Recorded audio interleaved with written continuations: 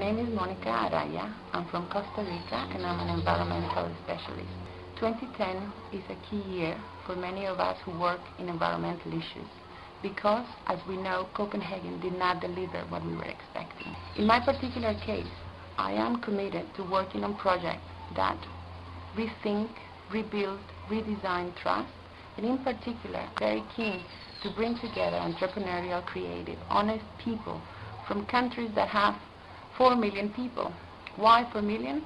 Because I come from one of them, Costa Rica, and I've been tracking developments, very interesting developments in other countries of similar size, such as Norway, New Zealand, Singapore, and Lebanon. And you might think that these countries have very little in common and that project would not work, but it is exactly the point of the project, to create new, unusual alliances, to create ways of rethinking our problems, coming up with solutions, and coming up with very unusual solutions from very, very different backgrounds.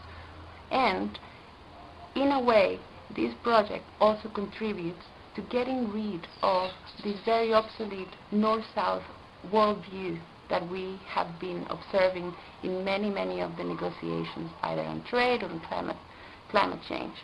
Why is that worldview obsolete?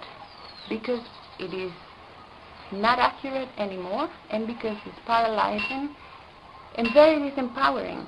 If you think about it, we are portrayed as a world where you have the North with ideas, with technologies, with capital, and the South is portrayed as this land of lack of opportunity, corruption, and problems. And if that were the case, then the only thing we need to do is to transfer money and resources from the North to the South. And we know that is not the pathway that we need to follow. In 2010, Davos is going to have a historical meeting.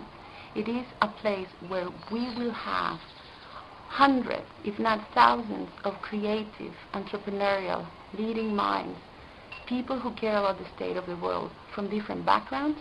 And this will be a unique opportunity, not just for people like me who have a very particular project in mind, but also to understand what these people think from their backgrounds, from their countries, how they propose to bridge the trust gap that we have observed, not just in the environmental space, in particular in the climate negotiations, but also in other fields. For me, this will be the opportunity to come together as an international community, to radically rethink the way we look at each other, the way we tackle problems, and more importantly, to create a new landscape of opportunity for people and for the planet.